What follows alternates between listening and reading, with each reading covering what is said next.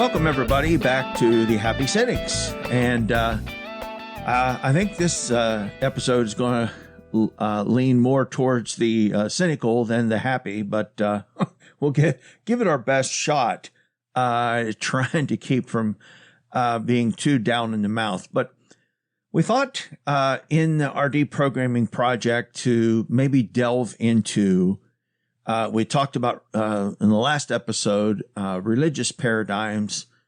We want to look at political paradigms, especially democracy, and mainly republics and how they work. What are their shortcomings? What are their strengths? However we want to frame this, Isaac. But I'm, in thinking about this, so without spending too much time here, how about we just do a quick overview of just, 5 minutes or so here, just kind of tracing the origins of government. Really came out of you had families that then grew into larger clans. You had people learn that they could benefit by cooperating together. So at the very earliest, you had people gathering food together, hunting, farming, cooperating. You end up with bigger and bigger groups assembled into towns. Then you have the exchange of goods and services.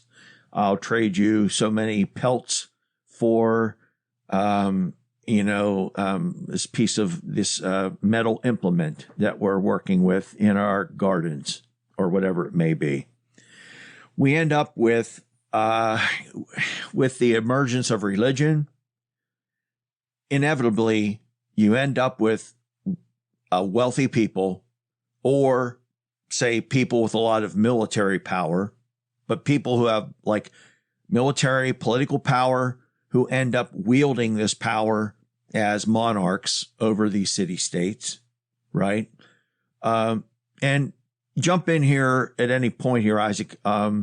I'm just trying to introduce like the advent of the Republic. Yeah. So there's an interesting, like at this point in history, the intersection of like secular and religious power. Yes. Culminates in like the kings of these city states, because they end up being like representatives of the gods in some sense. Yeah. And you can see this in a lot of the cultures. And this is why, the pharaohs were buried a certain way, because they became gods or whatever. And then you had, like the law of the Medes and the Persians. It's referenced in the Hebrew scriptures that whoever is the monarch, the gods speak through the monarch. You have this in a lot of ancient cultures, and even indigenous tribes of people would tend to have like whoever the clan chief is or whatever, kind of represents the gods to the people. Well, when people started to challenge this notion, so we'll just kind of bracket it and look at Western history here, since that's what's going to involve us anyway. We started to have like people moving toward more democratic participation. So one of the notable attempts at this was ancient Greece. But the problem with democracy is that, first of all, it's limited based on the size. You can't have pure democracy only up to a certain number of people, and things get too complicated. That's the first problem. It's like, you have too many people to come to some kind of decision. You end up with maybe 20 different opinions, and then you never get a majority to vote for anything. The second problem is, because of that complexity, then you have a lot of citizens who just either don't feel like putting in the effort to be able to participate effectively, or they're not able to. It just is getting too complicated for them to follow everything. And so pure democracy didn't work. So the Romans tried a republic. You end up with that being advocated by Plato, Greek philosopher Plato. But even then, you had, say, like a monarch, but then the monarchs were offset by an elected body, or like a group of elites or something. So like the Roman Senate, okay, or you would have some kind of a council. Later, we ended up with constitutions so the thing would be, what ends up emerging, okay? And what has emerged, and I'm not just trying to skip over a whole bunch, but let's say we had revolutions and you had all kinds of upheaval, different systems were tried. But really what you end up with is a kind of tension between the people of wealth and the average person. All right. And so the average person wants some kind of representation. But the thing is that economically, and we're not going to get into the economics, but this is why politics is always tied in with economics, because economics is material means, and that's really what drives society. If it weren't for economics, there really wouldn't be nearly as much of incentive for people to participate. I mean, after all, we don't try to be friends with everybody. I mean, now there are a few exceptions on Facebook or Instagram or whatever, but by and large, we have our circles of friends, and we would still do that. The idea of participating in a political process is because we want to create conditions where we can economically sustain ourselves. So I don't intend to talk about that because we talked about bracketing this. So don't want to talk about the money side of it yet. But this is why money always gets involved in politics, because probably the control of material means is one of the biggest tasks that the government has to tackle. That, and then the protection of the citizenry and the nation itself. Yeah, I think it would be helpful for us to talk about, like, what is the broader definition of politics that we're addressing here. Okay. And this kind of depends on how you interpret history. So that's why, like, a historical understanding of this is helpful. Personally, I would prefer to interpret history through, like, the conflict of various interests driving progression throughout history. Okay. I think that is the best, like, sociological model to understand how politics moves forward, is that you have two groups with various interests that are in conflict with one another. Right. And that conflict generates newer and like, kind of generates the evolution of political expression. And when we define politics, what we're really talking about is the organization of material and people. So Yes. Where people live, who's allowed to live where, and what kind of material resources do people have is what politics is about. Right. It's about having an accepted way for us to resolve our differences. Yeah. So there are those who I think would tend toward anarchy because they don't think that government is able to effectively arbitrate and handle these issues. And the thing is, because government is dealing with economic issues, the question is whether that inherently makes government, can there ever say be a morally pure government?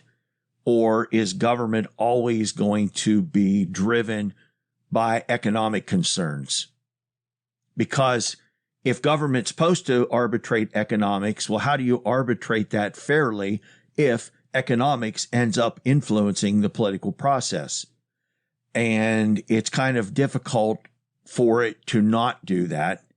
So the question is it better to have competing interests and economic interests within the government so that they all keep each other in check? Or do we just opt out and say, let's reduce the amount of government and tend toward anarchy?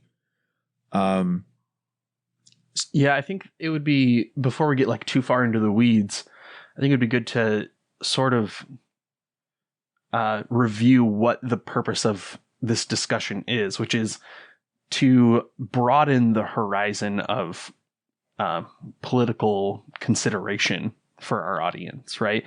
I feel like, especially in our context here in America, we're so like, you're either Democrat or you're Republican or you're liberal or you're conservative. And it's a very binary option. You're either on one side of the fence or the other.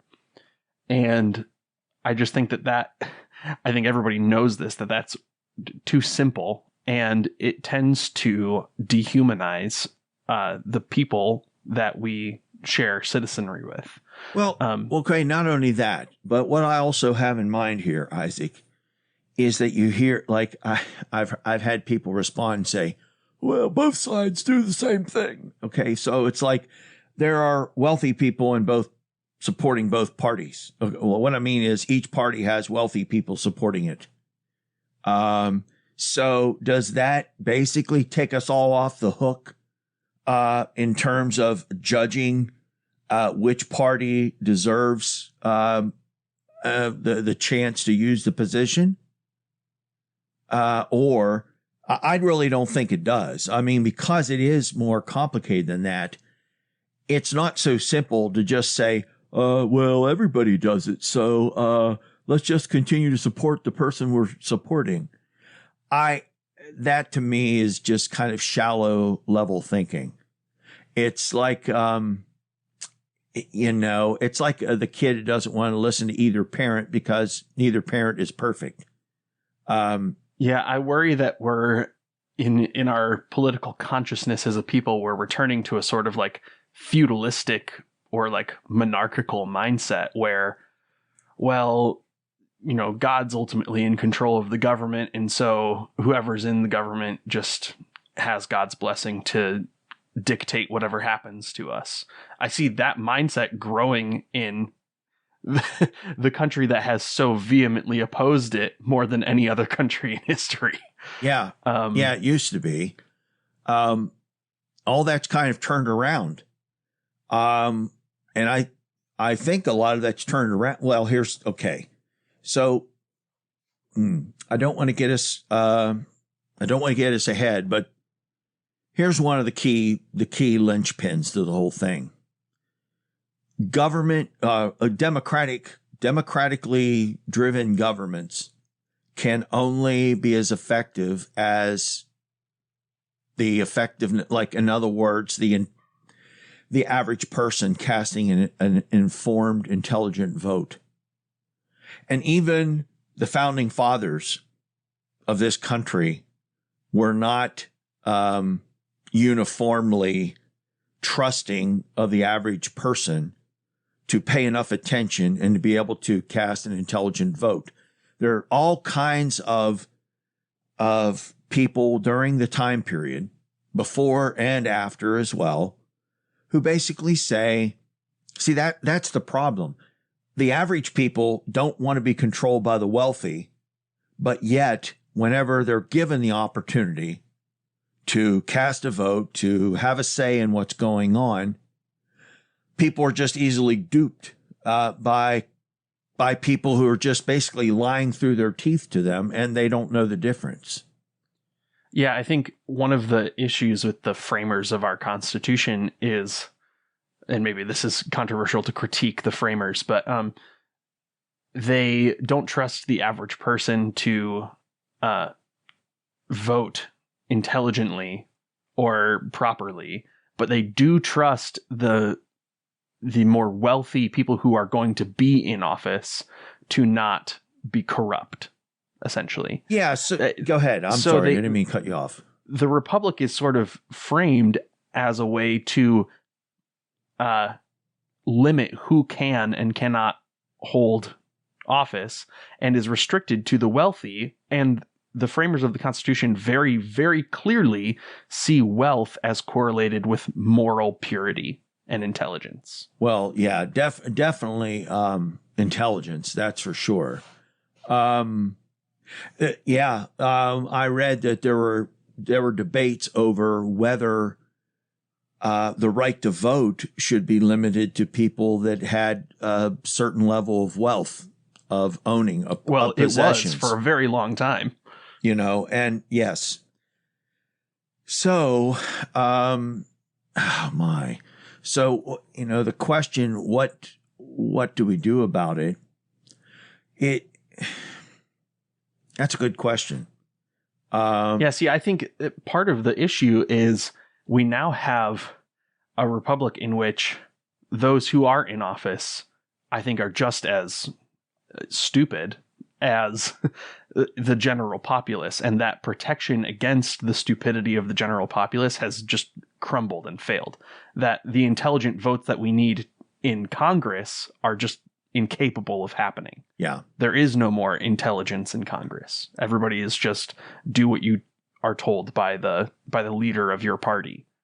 There's no independent thinking or thought happening there. Yeah. And I think, honestly, for me, I think it would be more likely to have independent, intelligent thought in the general populace than in the elected officials.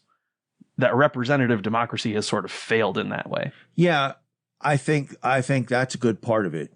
I think another aspect is that culturally, this country has become so wrapped up on individual freedoms that the whole concept of the common good, it doesn't even enter into discussion anymore.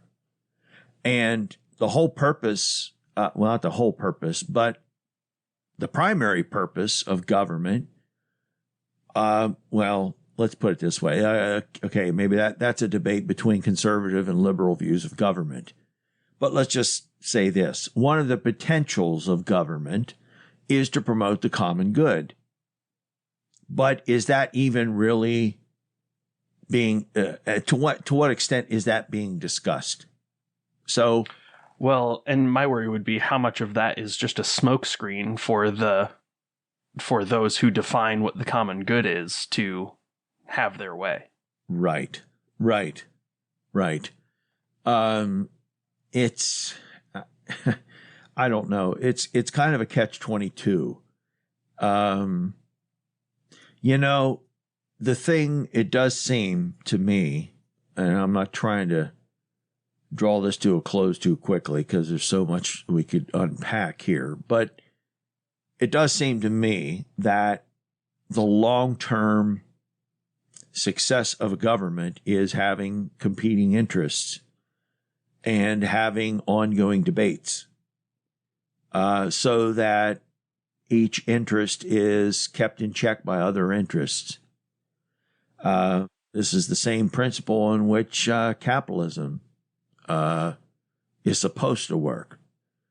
But if there aren't, what do we do whenever people they give up their individual thought and they just engage in groupthink, regardless of their social status? This can happen at the very top tiers of society as well as the bottom tiers of society for different reasons. People just band together and don't think independently. Everybody just jumps on the bandwagon and pull their resources just to push their agenda over and against the common good. At some level, if people, I don't know, how can we cultivate a spirit where people actually care about their neighbors? I mean, that to me is what seems to be missing today. And I mean that across the board, whether somebody is religious or not religious. That is something that has significantly dropped in this country. Well, you could argue that it's always been a struggle. You could argue that it's been dropping more and more in the last, I don't know, whatever, but I'm not really sure if I would just say that we don't seem to be very community minded. It does seem to me that the framers, coming back to your comment, they wanted, they felt that this average citizen, or at least more of them agreed on this. The average citizen should have a say in what goes on in local affairs. But then when it comes now to statewide, leave it up to the states. But in terms of federal government, well, this is where the average person, they really, I think most of them really did think that the elites of the country should run the federal government.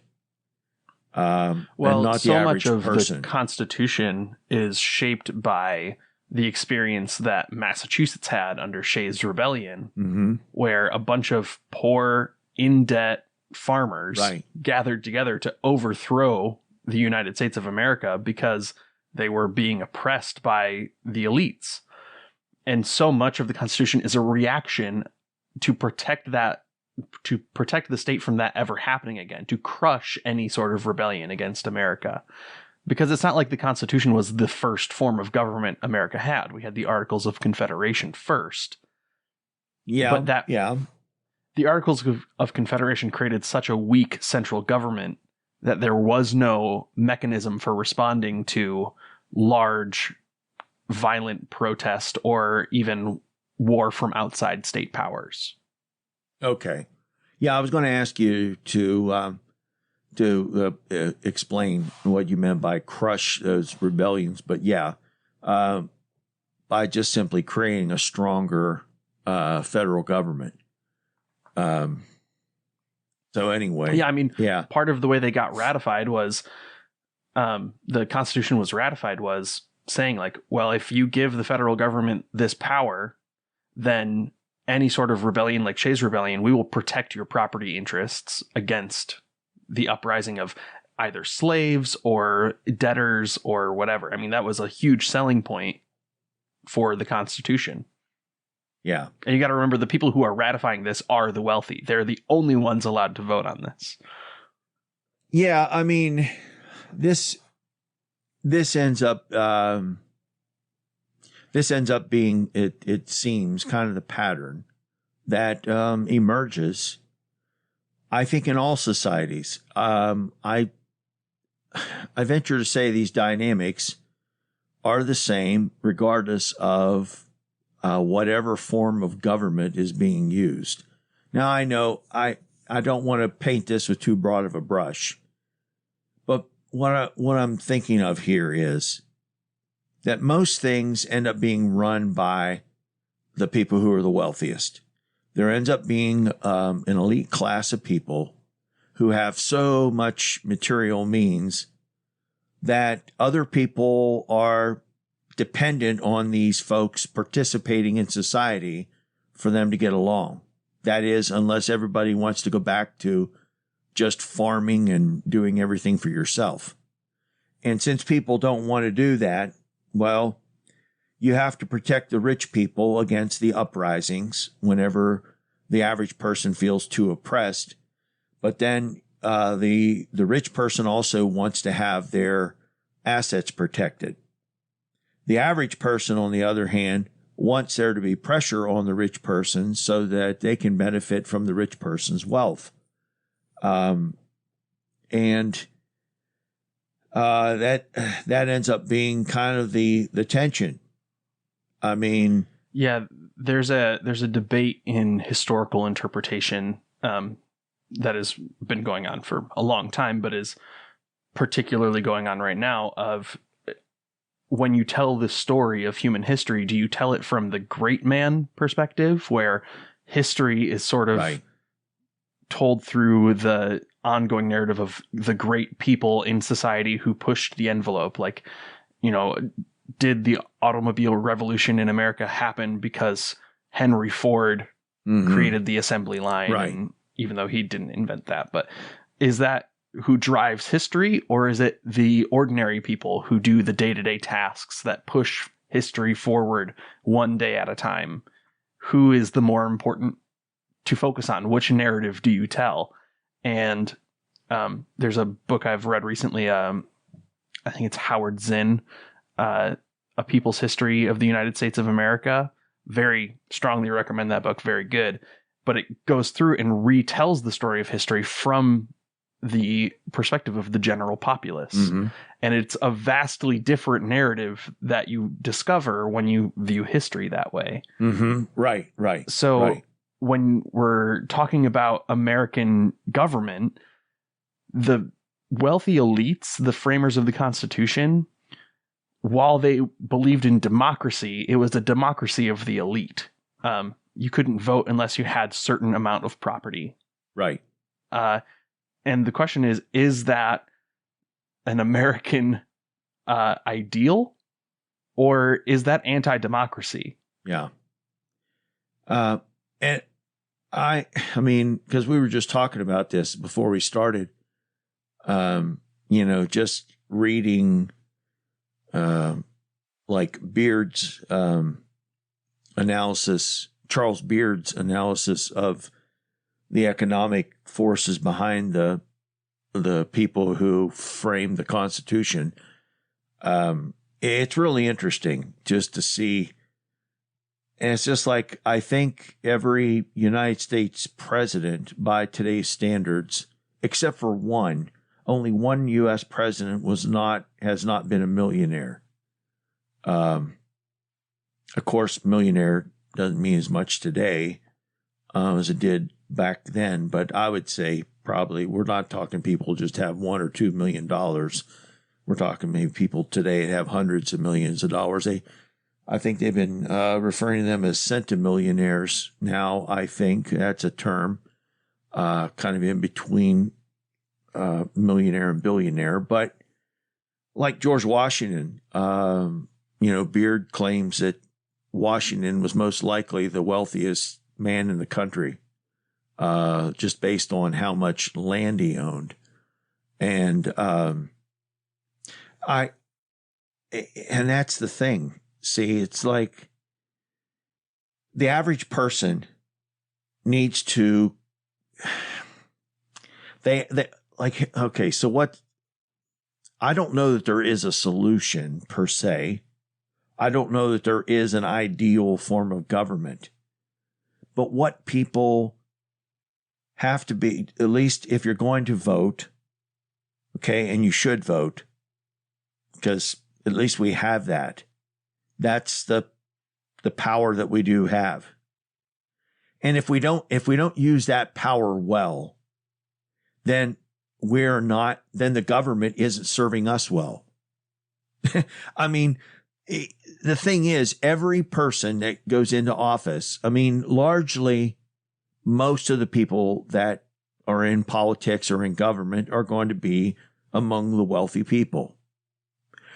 You have to have a certain amount of wealth to gain the popularity, the notoriety, whatever it takes to get name recognition and to generate support.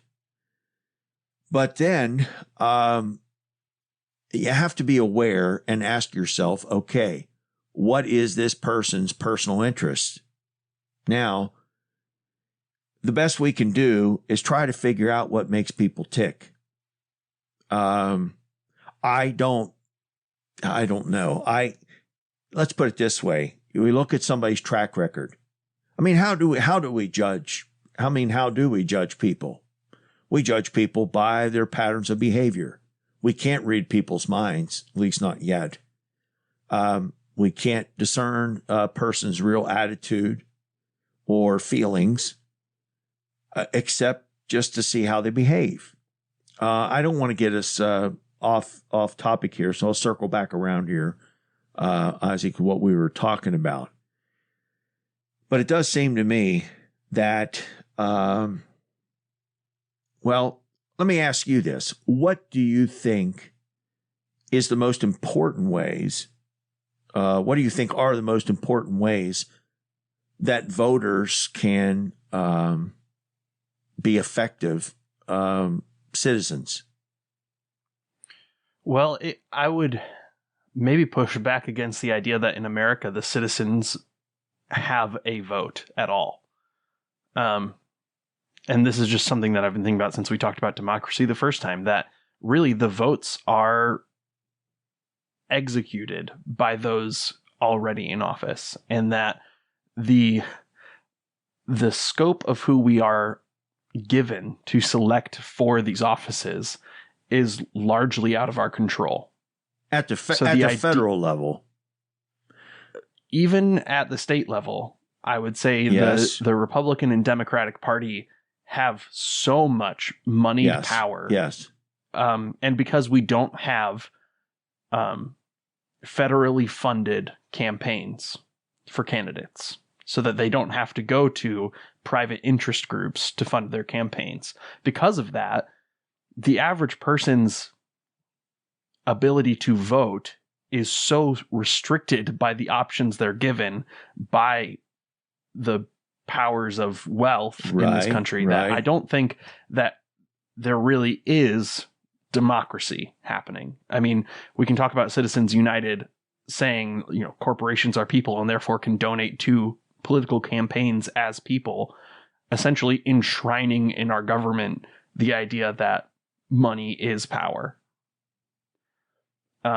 So in order to be a good citizen, I think there's a question of how much is the average citizen equipped with the power to be a moral or ethical actor at all.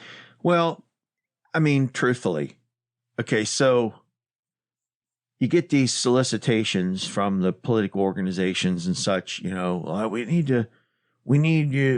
a donation because we're fighting this battle, the other battle, and got to help this person be elected, got to help the other person be elected, such.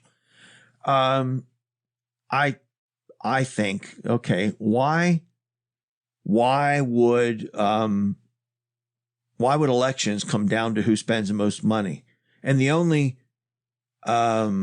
reason that would be is that there are too many voters that are just easily misled and duped. I don't know how else. I don't want to sugarcoat it, but that seems to be the implication. So it's like whoever has the best commercials is going to get the votes. And how can people expect democracy to work if that's the case? I mean, if people really know, I don't know. I mean, you're right. I mean, do the candidates all get filtered? But it's just like the power that say, for example, even the Democrat National Committee and the Republican National Committee, okay? Again, the power that they have is just the fact that people are so easily swayed. I mean, there are... But I think it even goes deeper than that. I honestly don't think that the two political parties are that concerned with procuring the correct number of votes or convincing people to vote for their candidate. I think the primary function of the party organizations, the RNC and the DNC, is to filter out unacceptable candidates, and unacceptable ideas have to be squashed to the point that okay. And I think this is what the purpose of this episode is like the paradigm of what is government and what is the state for and what is on the agenda in terms of social issues at the time is so manipulated that the average person can't even act in a political way. Okay. How is the National Committee quashing certain candidates? I would say through conspiracy, not in like a, deep state way, but if you look at, so Bernie Sanders published a book last year, not this year, but last year, about why he wasn't the DNC candidate in 2020 or 2020, 2016 against, 2020. Yeah. Against Biden. Against Biden. Okay. And it was because all of the moderates dropped out on the same day. And then the day before the convention's decision, Warren dropped out. And because Warren stayed in so long, Sanders' votes were split, even though if Warren had dropped out earlier, Sanders would have had enough votes at the end. And it's weird that every single moderate Democrat dropped out on the same day, sending all of their votes to Biden. And the one far left Democrat who was competing with Sanders stayed in to the very end, even though she had no chance of winning. That stinks like a conspiracy. No, it does. Is there any way though? I mean, you have a point where the voter has to be more clever. I don't know. But the part of the point I'm trying to say is that the voter doesn't have any power here. That the voter has been stripped of its ability to shape the future of the country because that power has been aggregated in the hands of the elite. Yeah, I don't know how you change that. I really don't. Well, there are and part of what I would want to be a result of this podcast is for our listeners to realize that the conflict is not between Republican and Democrat or liberal and conservative, but it's between the wealthy. Yes. Or not. I wouldn't want to frame it in terms of just wealth, but I would say the powerful. Yeah. And the powerless. Yes. And that class consciousness between those two groups is the true conflict. But the fact that we've been blinded to it by the two political powers of our country has kneecapped the powerless of their political will. No, I agree. So I guess, and I don't want to maybe getting ahead of myself here. So do we just give up on the whole system? Do we just say, well, you know what? It's going to be out of our hands, so, let things run their course? I mean, I wonder, let me ask you this. Let's suppose, boy, this is a tough question. All right. And it's kind of makes me uncomfortable to ask it, but I'm going to ask this. So from what we've read about the framers of the Constitution and such, we had a certain number of those folks that said, all right, only, I guess here's my question. I'll just come right to it. Do you think the results would be different if the votes were actually only being cast by a people with a certain amount of wealth and above? Is the system being rigged because we have too many participating, like too many people voting who are easily swayed?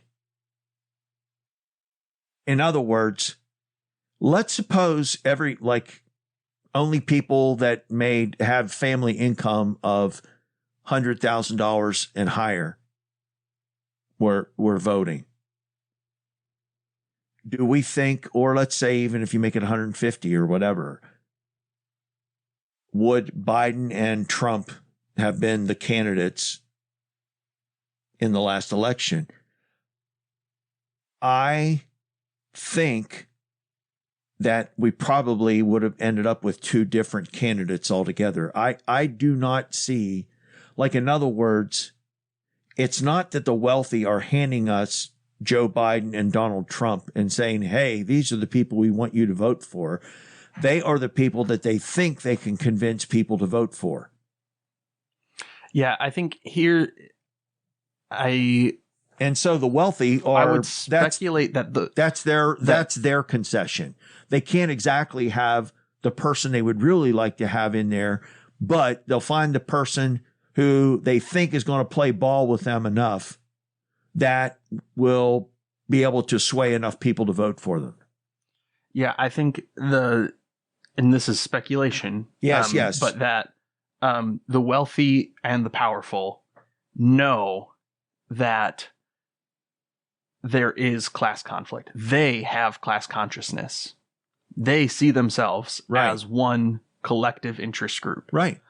And that Biden and Trump are tools for them Yes. to divide the rest of the country. Right. Right. And prevent them from forming a majority against them. Yeah. I mean, and so if they had no fear of any conflict on the part of the working class, powerless people of America, I don't think that Trump or Biden would be useful tools for them anymore.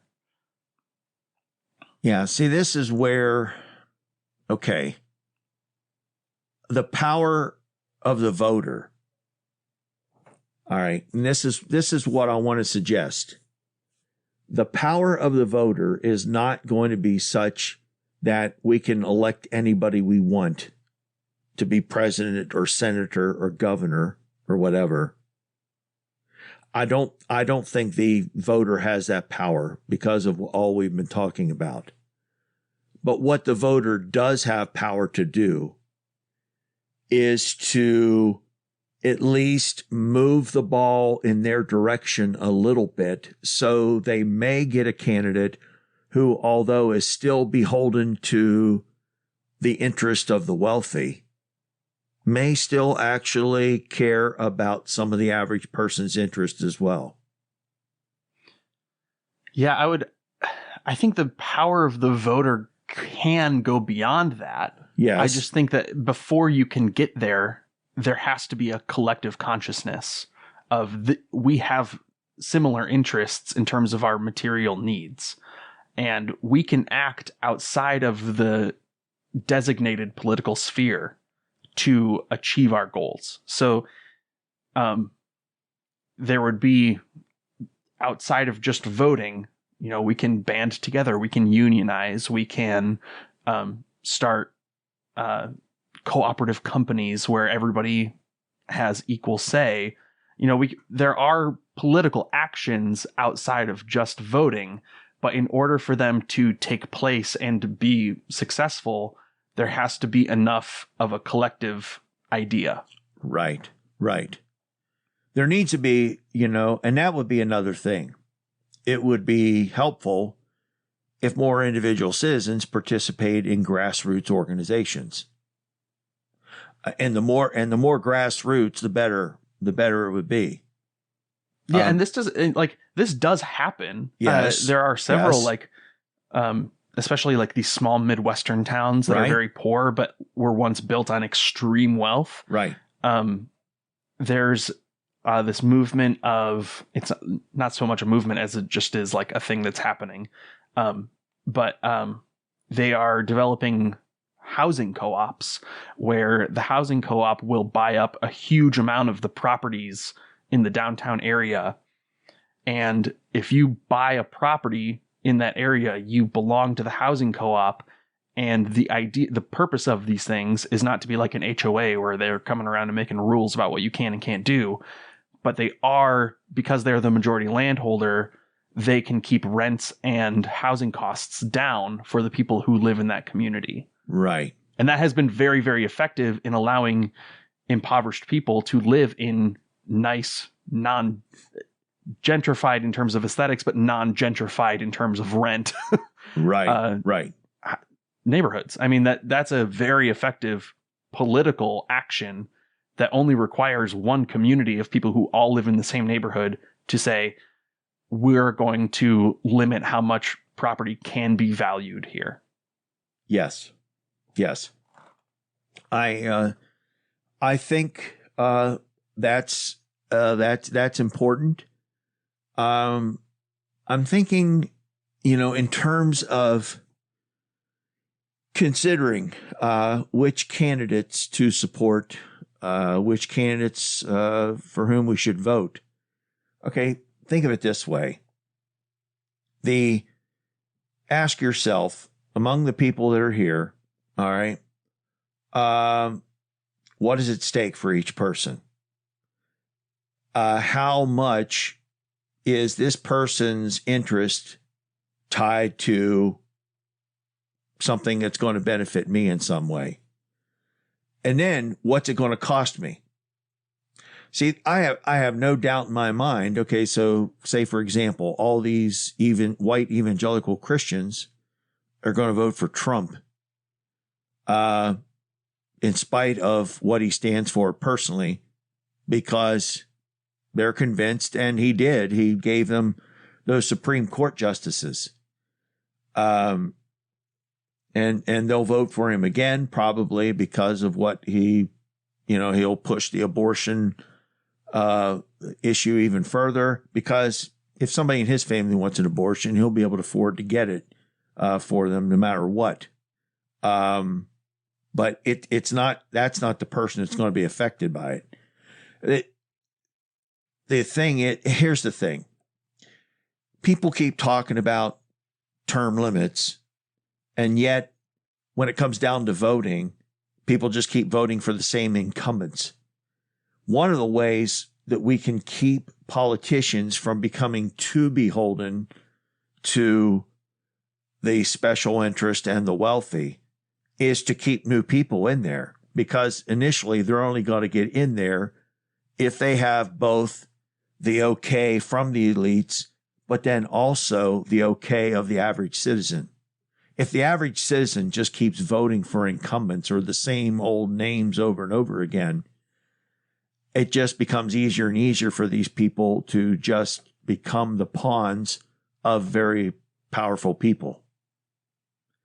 Yeah, and I think there's another part of this, and to what extent is the coagulation of power in the hands of the elite just a symptom of the size of government? Yes. To what extent must the authority be limited in order to achieve actual democracy? I mean, there's only so far that a small political group can resist the federal government. If the pipelines going through native lands, right? While those protests are commendable, you can't resist the federal government. You can't resist the United States military, and right. That is such a clear violation of rights and of the principles of democracy that our government regularly does. Yeah. That at some point you just have to say, like, well, nobody should ever be allowed to force you to accept a pollution pipeline through your land. That should just never happen. And nobody should have the power to force anybody to do that. Yeah. Yeah. And, and that's a thing too. At some point, authority has to be resisted violently. Well, there has to be the ability to dissent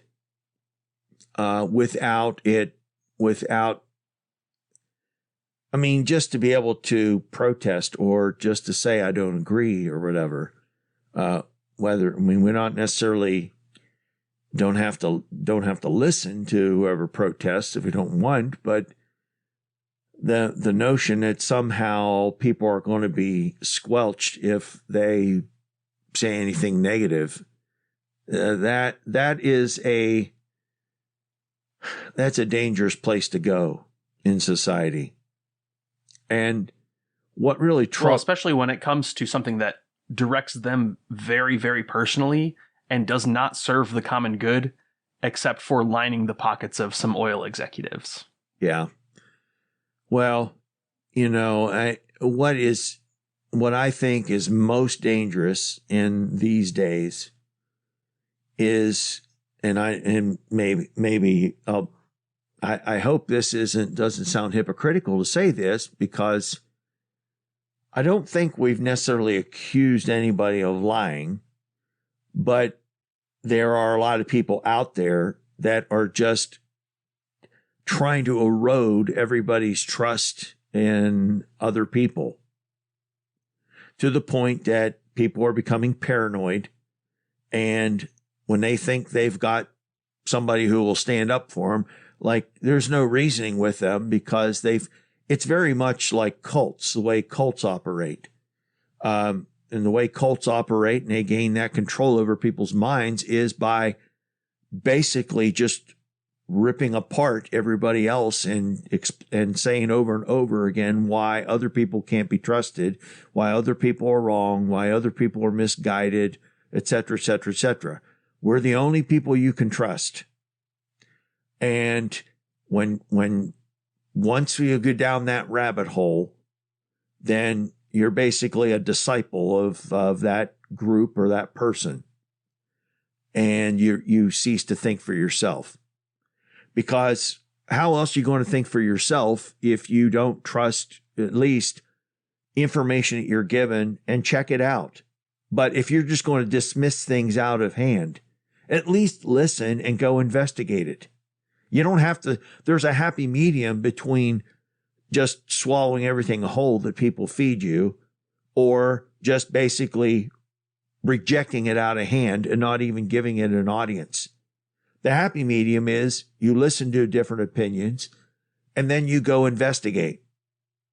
You find out who knows what they're talking about. In what sense do they have a point? In what sense maybe are they blowing things out of proportion, etc. And if we're not willing to do that, then I want people to participate in the political process. But I'm almost at a point where if you're not willing to think for yourself and go investigate things yourself, and instead of either just, like what we have is confirmation bias run amok. That's what it seems to be. Instead of using, we've said this how many times, but instead of people using their access to information to actually learn something and become wiser, they're doing just the opposite. They cherry pick to look for things that reinforce what they want to believe, and then they reject everything else, even if they're making what they know to be stupid arguments. And it's just it's like that people just they want use to believe. Google to type in, why am I right about this? And you'll always find somebody who thinks you're right about this. Like, look, this guy said it on the internet, so I'm justified in believing this. Yeah, exactly right. And if you're not going to try to be objective and try to find out the truth for yourself and do a little bit of homework, well, then don't vote. I'm sorry, don't vote. I do think that, let's put it this way. I don't agree with the founders who said, well, we should limit voting, the privilege of voting to just people at a certain level and above. But I think there's also another extreme of basically saying, people should feel free to vote no matter if they know what's going on or not. I mean, I remember my wife, one of my wife's coworkers once said, well, I can't vote for him. His eyes are too close together. It's like, really? Oh my golly, stay home. Don't vote. Well, anyway. Yeah, I think the problem, it goes even deeper than just the general people voting for their candidates. It's the candidates themselves voting on laws they know nothing about. Right. They don't understand. Right, exactly. I mean, I think Congress doesn't even know what the proper function of the state is. What is a law? I don't think they even think about that. No. They just score political points and fall in with the party line. Right. I mean, okay, so on the abortion issue, because that's a big deal right now. Right. Right. Laws have to be able to be enforced. Right. In order to be laws. If you make a law, well, it's illegal to blow your nose, then you have to have a way of making sure people are following that law, or it's not a law. If you can't enforce it, then it's not a law. Well, it's a meaningless law. It has no it has no force. Yeah, yes. It's just political points, essentially. Yes. And with abortion, in order to enforce an abortion ban, you have to be willing to audit the medical records of every single female person in the country. Right. Exactly. And that is a violation of privacy. Yes. Yes. It's not, lay aside the principles of whether you're for or against abortion. What does it take to enforce an abortion ban? Yeah. Like how much? And there are so many, I mean, the war on drugs, the war on, there are so many laws in this country that just expand the reach of policing into the personal lives of our citizenry that have to be enforced by the violation of reasonable rights to privacy. Yeah. But nobody in Congress is thinking like that. They're only thinking about how they're going to score points and, get reelected. Well, and unfortunately, there are people who have an arrogant sense of moral superiority that would gladly do that and sell everybody out, giving up our privacy and our personal freedoms and rights just so they can feel like their superior moral vision for society. I mean, like, look at the Puritans and the witch trials and things like this. And, the prohibition. It's like you have all these people who want to get on their soapboxes and preach to everybody else. At some level, if people don't understand that the most basic privilege, the thing we have here that cannot be squandered, is personal freedom. And if they just can't live with the fact that not everybody's going to make the same choices as them, and we get that many people who would rather live in a controlled society because they'll sell out everybody's freedom because the current leader says, well, we'll take everybody's freedom, but everybody will be forced to do what live your way. But then what happens down the road once the freedoms are taken away and you got a different leader in power?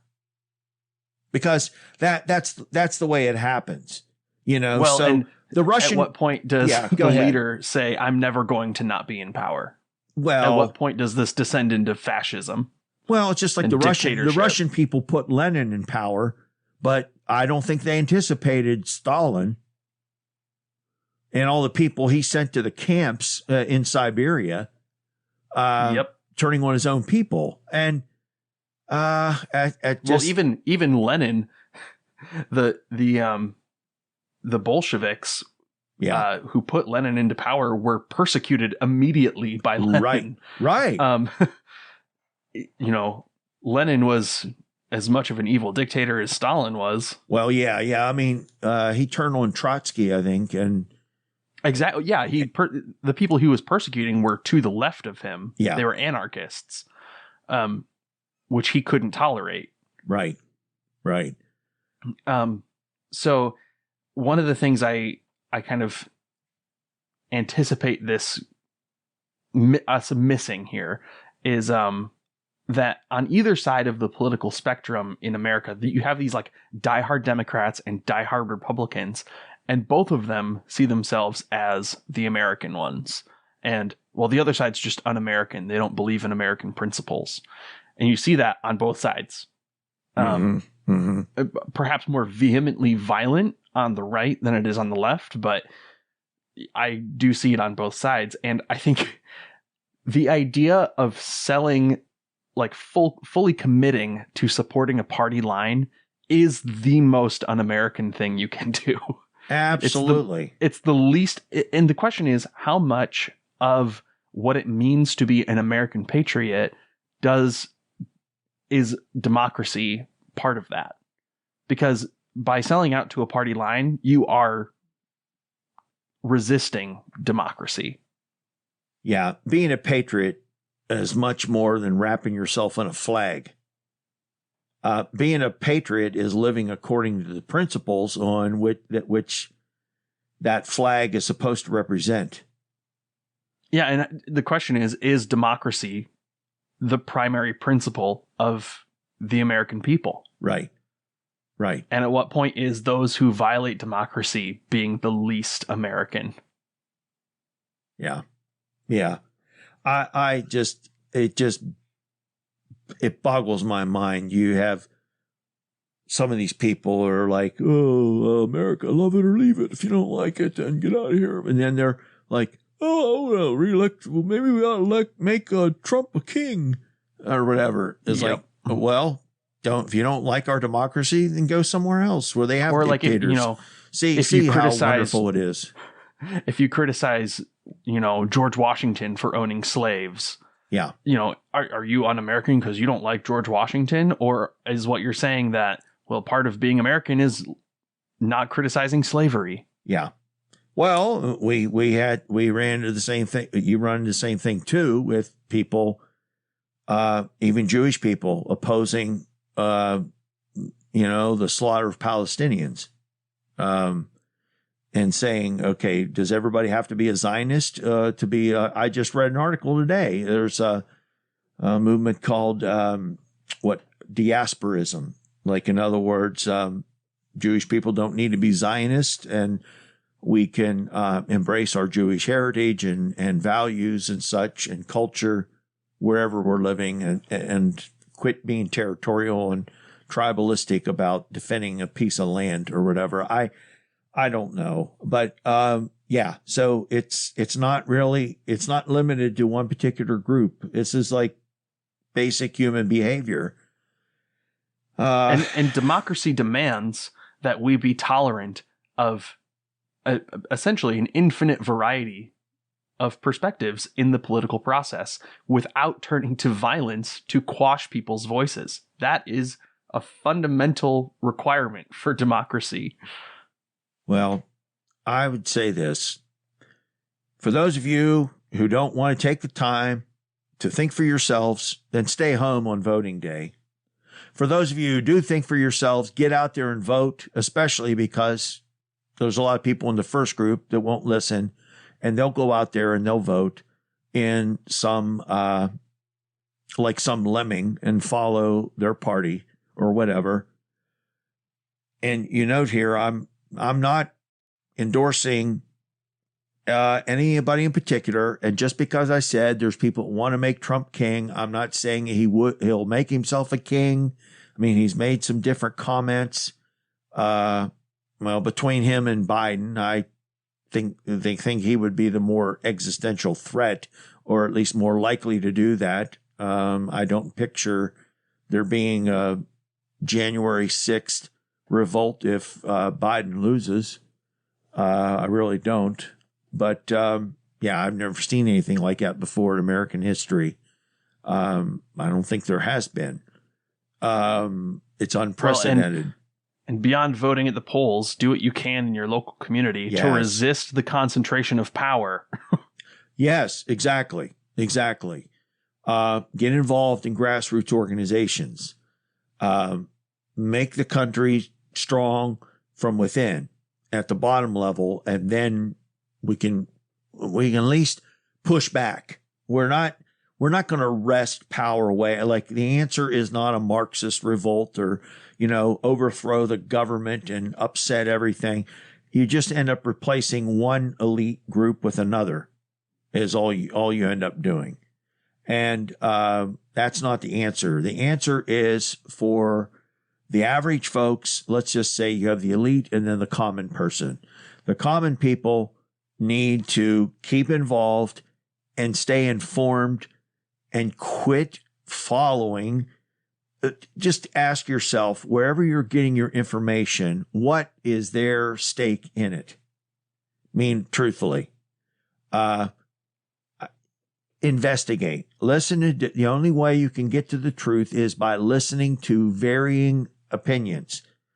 Listen to different arguments on different sides of an issue and hear them all out and then weigh it out.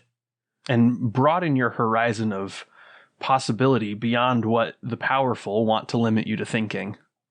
It's like, I mean, just because somebody disagrees with you doesn't make it fake. Okay? Just because somebody says something you don't like doesn't make it fake. You can try as hard as you want, but you can't create your own imaginary version of reality. If you want to live that way in your personal life, that's fine. But then don't impose that on the rest of us. while you're in your own imaginary world, with your imaginary friends and only trusting certain people. And we're going to have to, folks, we're going to have to step up the game. We really are. It's always been the case that voters have been subject to being duped. But the thing is, over time, it's very Machiavellian. Over time, the con artists are going to get slicker and slicker. And the only way that we can keep democracies alive is to cultivate community spirit and to be ever vigilant and to question everything. That even the things that you've been told that you agree with, question it and find out, is it still true? And if so, why? What do the people say on the other side? If we're not committed to seeking truth and trying to be fair and objective, then we're selling ourselves out in the long run. Don't be so short-sighted, because you may get what you want for the next couple of years. You may ask yourself, what's it going to cost you down the road, or your children or grandchildren? And because sometimes the mistakes we make, it takes generations to undo the damage. But anyway, did we get into, you wanted to talk about those anarchists, didn't you? Or did we I think we kind of grazed up to anarchism. I mean, I think anarchism is such a buzzword that people don't really know what it means. Anarchy is not just chaos. If you read Trotsky or, any of the famous anarchists from that era, none of them are talking about just like unorganized chaos in society. They're really talking about the dissolution of authority, and that hierarchy is really the enemy of an ethical society. Right. So, I mean, that would be an interesting discussion, but I don't know if it would fit here. Yeah. Okay. But I think that is a good example of broadening our political paradigms is, well, when those people say, all these anarchists really just want to destroy society, they're lying to you. Right. I mean, you could say the Amish are anarchists. Sure. Yeah. Because they don't want anybody. They don't want to be in control of the group. Yeah. I mean, they're definitely not anarchists because there are hierarchies in that society that determine, right. That's who true. Belongs and who doesn't. But they are anarchical in the way that they're anarchical in the way they organize apart from the broader society. But there are anarchist communes in urban and rural settings alike, right, where things are collectively decided through democracy, right, and organization is more organic than it is dictated, structured or official or something. Yeah, I get it. Well, I think that's a pretty good stopping point. What do you think? Yeah, I think, we could talk about this for a long time. We could get into what the definition of a state is and what, there's all sorts of, I just encourage our audience to go find that for themselves. Go do your own research. What is the definition of a state? What is the proper function? Go all the way to the bottom of the most basic level of these concepts and then build your own point of view from there. Yes. All right. Well, I hope we've delved into this in a way that will at least be thought-provoking and help you to kind of unpack again and see the complexity of these things. Really, folks, like I say, we're not misguided in the sense that, if we all just pay attention, we'll take power away from the wealthy people and spread all the wealth and all that isn't going to happen. But that's not to say there's nothing we can do about it. We can push back, and we can still create some space for ourselves to live our lives. And but that means, here's the thing, you've got to make space for your neighbor too. Even if that means that your neighbor may not choose all the things that you choose in your life. At the bottom level, our freedoms are the most precious thing to us. And we need to protect those. There are things that are clearly wrong, and we ought to have laws and punishments for those. But there are other things that are not clearly wrong that we have some people that want those to be punishable offenses, even though there's not really a strong basis for doing so. And that's where we have to start learning to be a little more tolerant. Yeah, I hope we're not at the point where a benevolent dictator would be a superior option to democracy. We become too beholden to the particular person that happens to occupy the office at the time, and that's rough. That's rough. All right, folks. Well, we will be coming back to some of these topics, tying into different aspects. We hope this has been enjoyable for you. It's been a challenge. I tell you, this is a tough thing to get into. And again, we do care about you, and we do want the best for you and your families, and for our country and for our world. Let's all do our part to at least brighten our corner of it. We hope you take care of yourself, stay healthy, and we'll see you again really soon.